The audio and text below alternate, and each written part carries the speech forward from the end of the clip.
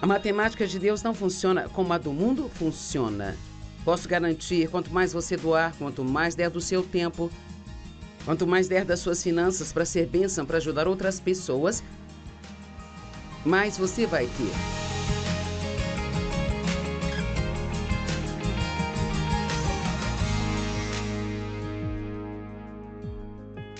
Obrigada por se juntar a nós hoje no Desfrutando a Vida Diária.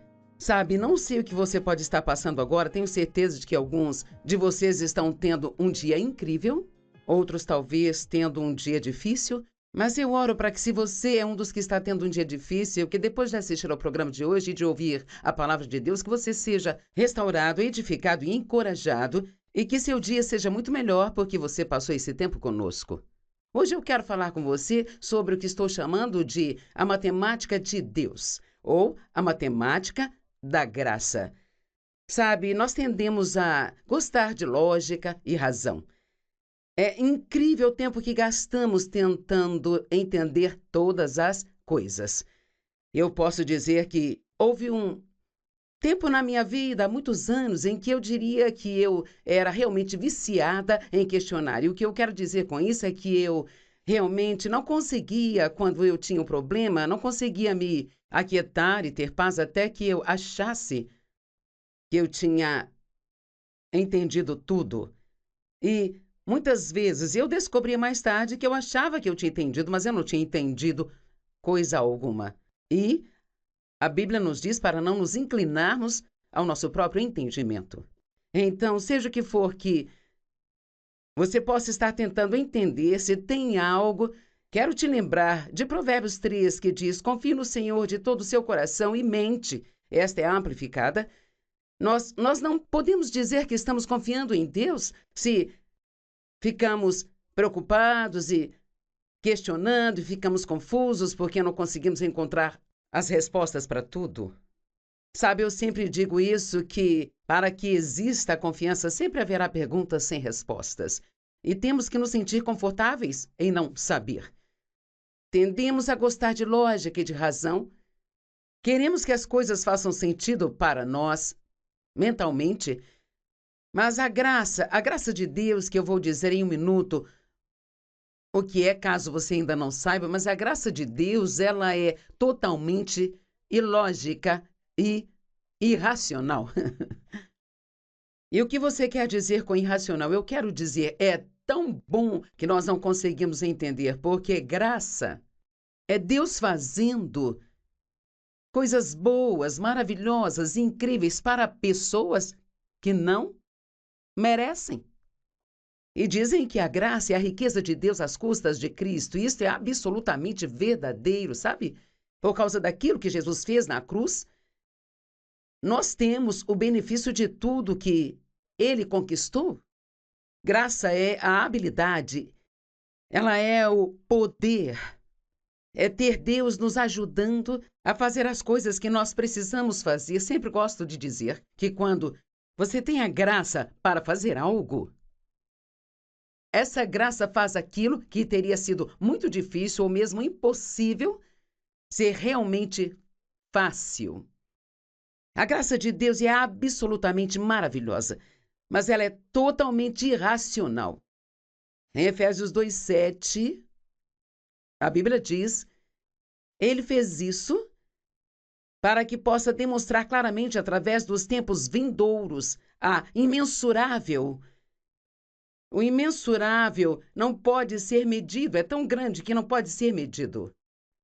Ilimitadas, transbordantes riquezas de sua graça, seu favor imerecido em sua bondade e benignidade de coração em relação a nós em Cristo Jesus. Sabe, eu estive pensando esta semana como nós, cristãos, pessoas que estão acostumadas a pensar sobre a cruz ou ouvir sobre a cruz, e nós dizemos, bem, sabe, Jesus morreu na cruz, ele pagou por todos os nossos pecados e nós podemos apenas nos acostumar a dizer coisas desse tipo e talvez nós nem sempre paramos para analisar o quão total e completamente incrível isto é.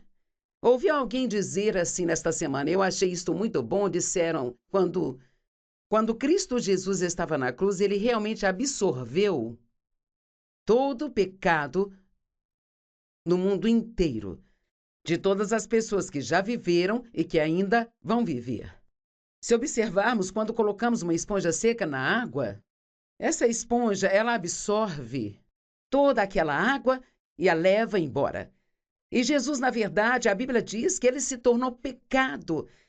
Ele não só tomou o nosso pecado, ele se tornou pecado. E quando você pensa sobre a santidade, sobre o impecável Cordeiro de Deus e como isso deve ter sido horrível para ele, ele não precisava fazer isso.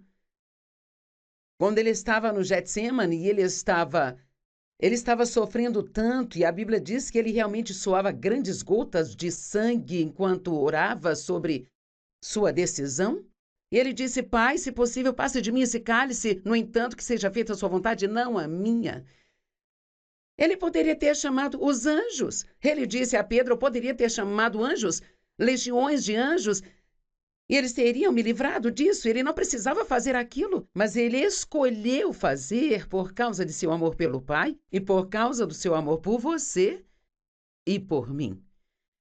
E se você está assistindo ao programa hoje e ainda não entregou a sua vida a Cristo, se você ainda não recebeu como seu Senhor e Salvador, se você ainda não creu em Jesus Cristo, a Bíblia diz que tudo que você tem que fazer para ser salvo é acreditar em seu coração e confessar com a sua boca. Eu acho que você não pode crer nisso com a cabeça. Sabe, eu acho que não há nenhuma forma de pensar no que Cristo fez por nós e dizer: sim, eu entendo isso, sabe? Mas, se você quer ser salvo, Deus te dá a graça de acreditar. Nós somos salvos pela graça através da fé. A graça está lá, o trabalho já foi feito, e o que você precisa fazer não é verificar a sua cabeça, mas seu coração, e dizer: eu acredito nisso. Mas lembre-se, você não pode racionalizar isso. A graça não pode ser entendida com a mente. E é exatamente por isso que muitas vezes ela é chamada de maravilhosa graça. Vamos pensar em algumas coisas como 1 Coríntios, eu acho, começando por volta do... 1 Coríntios, capítulo 1, começando por volta do verso 27. Quando Deus busca pessoas para serem usadas, a Bíblia diz que ele escolhe de propósito as pessoas fracas e tolas do mundo. Coisas ou pessoas que o mundo as excluiu totalmente, jogaram fora no lixo e que falavam que não havia nenhuma maneira de Deus usá-las. Essas são as pessoas que ele escolheu para usá-las, para mostrar a sua glória. Porque ele confunde aqueles que se acham muito inteligentes e sabem todas as respostas. Tenho certeza de que Deus está usando muitos de vocês de maneira poderosa. E sabe, talvez alguns de vocês sejam qualificados, mas no natural, eu mesma não era qualificada para fazer o que eu estou fazendo. Mas ainda assim, Deus me deu a graça e a habilidade para fazê-lo. Eu já o amava. Isto é tudo o que eu posso dizer. Eu não tive o treinamento, eu não tive os estudos. As pessoas me diziam que eu não tinha personalidade, nem a voz certa. Mas aqui estou eu 45 anos depois e Deus ainda está me usando. Bem, isto faz com que as pessoas que pensam que são super inteligentes balancem a cabeça sem conseguir entender isso. A graça, ela é totalmente irracional, mas ela é um presente e você pode recebê-la não só pela salvação, mas para cada dia da sua vida. A Bíblia diz que da mesma forma que fomos salvos, é a mesma forma que devemos viver pela graça através da fé. Aqui está outro fato que vai fazê-lo balançar a cabeça. A Bíblia diz que Deus criou tudo o que nós podemos ver a partir do nada. Bem, deixe-me perguntar, como você faz algo a partir do nada? Não existe nenhum de nós, nenhum ser humano jamais foi capaz de fazer alguma coisa do nada. Precisamos ter algo para começar? Mas Deus, ele fez tudo o que nós vemos do nada. Ele começou sem nada. Ele não tem começo, ele não tem fim. De onde é que Deus veio então? Bem, ele apenas é. Esta é uma das coisas que pode tornar seu relacionamento com Deus tão incrível, tão maravilhoso, tão rico, se você apenas entender que os caminhos dele estão muito acima dos seus caminhos e que os pensamentos dele estão muito acima dos seus pensamentos. A Bíblia diz em Isaías, acho que 55, 8 e 9, pois os meus pensamentos não são seus pensamentos, nem seus caminhos, os meus caminhos, declara o Senhor. Pois assim como os céus são mais altos que a terra, isto é, bem longe. Assim como os céus são mais altos do que a terra, os meus caminhos são mais altos do que os seus caminhos, e meus pensamentos mais altos do que os seus caminhos. Você pode ter um plano, mas Deus tem um plano melhor.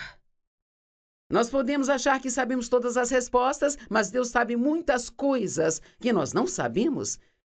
Não sei quanto a você, mas para mim isto é empolgante e fico animada em saber que eu fui permitida a entrar em um relacionamento pessoal e íntimo com Deus através de Cristo, cujo poder não se pode medir, cuja sabedoria não pode ser medida.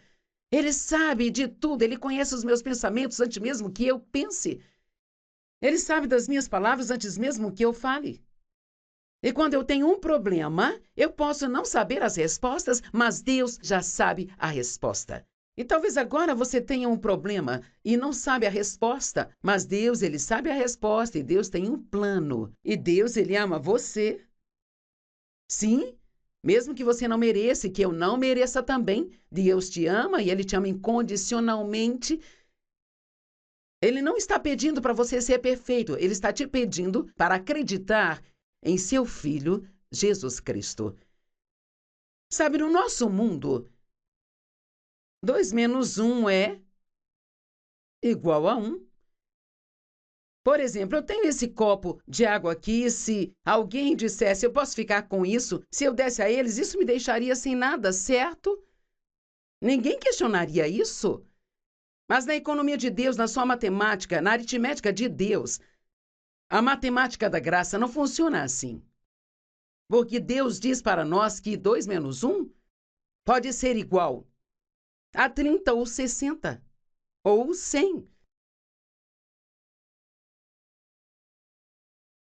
A Bíblia diz que o primeiro será o último e o último será o primeiro. Bem, então, no nosso modo de pensar, os primeiros são os primeiros. Se você é o primeiro, é o primeiro.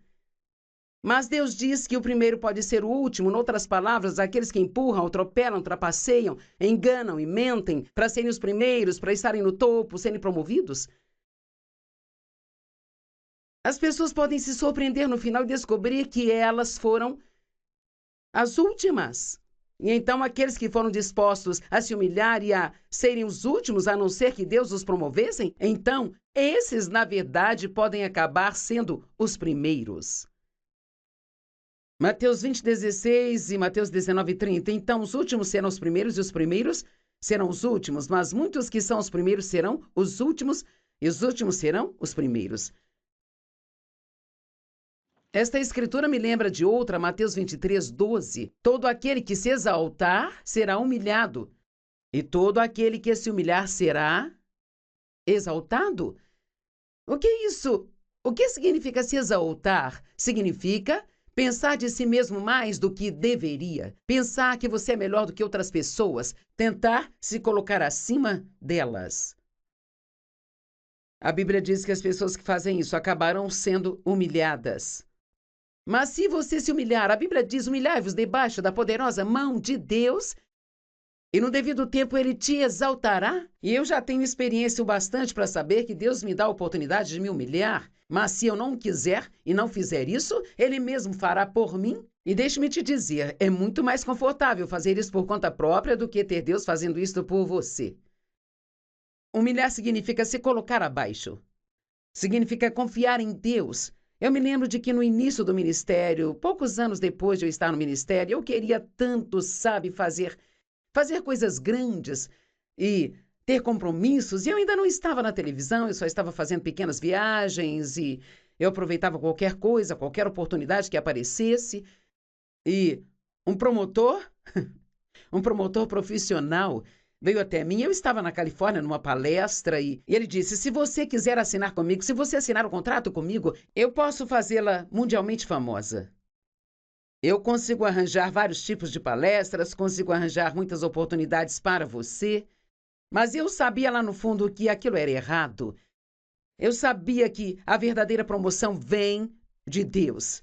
Mas, ó meu Deus, fiquei tão tentada a aceitar a oferta daquele homem. Eu me lembro que o David tinha ido a algum lugar naquela tarde, eu me lembro de estar deitada na minha cama no quarto de hotel e só orava, chorava e dizia a Deus: o Senhor sabe o quanto eu quero uma oportunidade de pregar para mais pessoas. Mas eu não posso fazer isso. Eu não vou seguir o caminho do mundo e se o Senhor não me promover, então nunca serei promovida. Bem, quer saber, isto funcionou, eu esperei em Deus e quando o tempo de Deus chegou, Ele fez o que somente Deus poderia fazer. Eu quero te encorajar. Não comprometa a sua moral para subir na vida. Talvez você trabalhe numa área, numa empresa e você quer ser promovido, quer ter um escritório com seu nome na porta, sabe? Você quer ser bem visto, talvez esteja no ramo da atuação ou na indústria do cinema ou na indústria da música e você quer ser promovido, quer ser reconhecido e se alguém diz para você, se você fizer isso, eu posso te ajudar, mas o que querem que você faça não é algo correto nem está de acordo com a palavra de Deus? Quer saber? Não se permita ser tentado. Porque isso pode parecer por um tempo ser algo bom, que vai funcionar, sabe? Mas no final, e quer saber, o final sempre chega. A Bíblia diz em Romanos 14 que vai chegar a hora em que todos nós prestaremos contas diante de Deus. Eu te digo que no nosso mundo de hoje, na nossa sociedade, há muito comprometimento. Tantos cristãos que deixaram a sua luz enfraquecer e temos um trabalho para fazer para Deus. Ele disse: sejam estrelas cintilantes, brilhando em um mundo escuro. Você é a luz que deveria brilhar na escuridão. Nós precisamos confiar em Deus e deixar que Ele nos promova, porque só Ele pode fazer do modo certo. Deixe-me falar com você sobre o que a Bíblia diz sobre ofertar seu dinheiro, sobre ofertar seu tempo, sobre ajudar as outras pessoas, servir as outras pessoas, sobre ofertar e ajudar aos missionários, dar aos pobres. Sabe, antes de tudo, é preciso entender que ofertar faz parte do estilo de vida de um cristão. Isso é exatamente o que fazemos, pois Deus amou o mundo de tal maneira que Ele deu seu Filho unigênito. Ele não deu aquilo que sobrou, Ele deu o seu único filho, Ele deu o seu melhor, para que pudéssemos ser salvos. E Deus quer que sejamos ofertantes, não porque Ele precisa do nosso dinheiro, ou porque Ele precisa do que podemos dar, mas porque algo maravilhoso acontece dentro de você quando você oferta. Pessoas pequenas, limitadas e egocêntricas, que só pensam em si mesmas, que só conseguem viver para si mesmas, são as pessoas mais infelizes do planeta. Na minha opinião, acho que a generosidade é uma das melhores coisas que você pode desenvolver na sua vida. Não viva para receber, viva para dar. E lembre-se que a matemática de Deus é diferente da do mundo.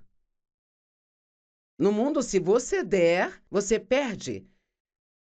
Mas no reino de Deus, se você ofertar com o coração correto, porque você ama Deus e quer ajudar a alguém, então você vai acabar com mais do que tinha antes de ofertar.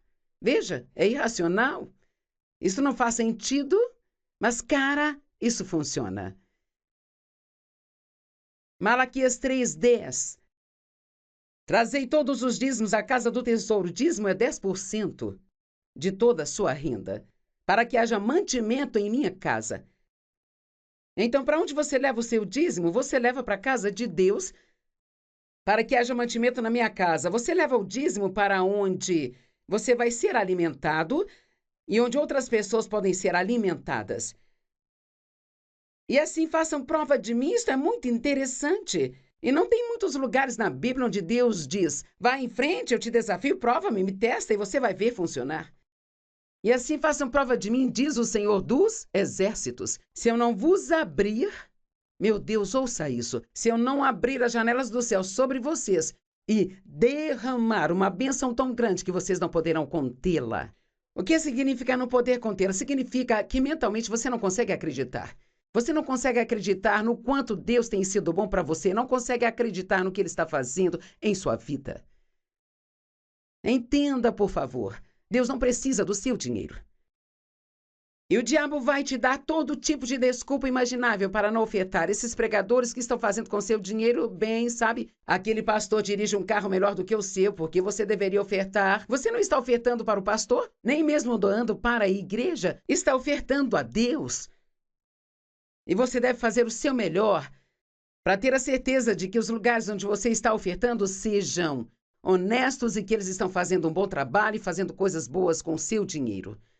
E uma das coisas que eles precisam fazer é alcançar as pessoas, especialmente ajudar aos pobres, necessitados, oprimidos, doentes e os enfermos.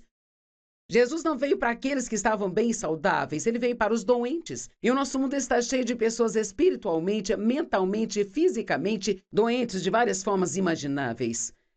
Na minha opinião, eu quero que você ouça isso. Ofertar é a coisa mais inteligente que você pode fazer. Eu não quero ser rude, mas acho que as pessoas que não ofertam não são pessoas muito inteligentes. Porque, sabe, a matemática de Deus não funciona como a dos homens. E algumas pessoas dizem, bem, o dízimo é do Antigo Testamento. Não está no Novo Testamento. Quer saber? Não vou discutir isso, mas mesmo que você esteja certo, o que eu não acredito que você esteja, mas mesmo que esteja, se eles podiam dizimar 10% da renda deles debaixo da lei, o que devemos fazer debaixo da graça? Meu Deus, quando você perceber o quanto a graça é incrível e o que Deus fez por você, como você pode não querer ajudar outras pessoas? Marcos 12, versos 41 a 44, e ele se assentou de frente para a arca do tesouro, observando as pessoas colocando dinheiro na caixa de ofertas. Muitas pessoas ricas colocavam grandes somas. E uma viúva pobre, eu amo isso, a viúva pobre veio e colocou 2 pequenas moedas de cobre, que correspondiam a 1 centavo. Ele chamou seus discípulos à parte e lhes disse, em verdade eu vos digo que esta pobre viúva colocou mais do que todos aqueles que estão contribuindo para a caixa de ofertas. Mais uma vez vemos uma matemática que não faz sentido. Aqueles ricos depositaram todas aquelas enormes quantias de dinheiro e aquela senhora só deu 1 centavo. Como pode ter sido mais do que o deles? Porque Deus, ele não olha apenas para o quanto você dá, ele olha para o sacrifício que foi preciso para você ofertar. Meu pai, essa mulher ainda é comentada na Bíblia até hoje. As pessoas ainda pregam sobre essa pobre viúva que ofertou 1 centavo. Lucas 6, verso 38 diz, dê e será dado a você. Boa medida, recalcada, sacudida, transbordante, será dada a você. Pois com a mesma medida que você medir, você também será medido de volta. Provérbios 11, 24. Uma pessoa que dá livremente torna-se ainda mais rica. O outro que retém o que ele deve dar irá sofrer perdas. A matemática de Deus de novo. Atos 20, 35. Para que em todas as coisas eu lhes mostre que trabalhando duro, desta forma devemos ajudar aos fracos. E lembre-se das palavras do Senhor Jesus, de como ele mesmo disse, mais bem-aventurado é dar do que receber. Eu posso ser posso me meter na sua vida por 1 minuto e perguntar, o que você tem feito para ajudar outras pessoas? Você está muito atarefado com seus próprios problemas, é só nisso que você pensa, só disso que você fala com seus amigos o tempo inteiro. Sabe, uma das melhores maneiras de resolver o seu problema é, enquanto você está sofrendo, estender a mão e ser bênção para outras pessoas. Sim, eu disse, enquanto você está sofrendo, estenda a mão e seja uma bênção para outras pessoas. Não é só sobre dinheiro. Se você não tem dinheiro para dar, você pode encorajar alguém, sabe? Você pode ligar para alguém e dizer o quão importante ela é. Pode ofertar um pouco de tempo. Mas tenha certeza de não permitir que o diabo te engane para ser egoísta e egocêntrico, sabe? A matemática de Deus não funciona como a do mundo funciona. Posso garantir, quanto mais você doar, quanto mais der do seu tempo, quanto mais der das suas finanças para ser bênção, para ajudar outras pessoas, mais você vai ter. O mundo diz que terá menos, mas Deus diz que terá mais. Agora eu vou continuar isso amanhã, tenho algumas parábolas que vou compartilhar com você, que falam desse princípio de como a graça é absolutamente tão incrível que simplesmente não faz sentido algum para nós, sabe? Eu quero que você realmente se junte a nós, porque acho que isto vai ser realmente importante, vai te ajudar. Você não tem que viver tentando entender tudo com a sua cabeça. Você pode confiar em Deus e saber que Ele é capaz de lidar com qualquer problema que você tem.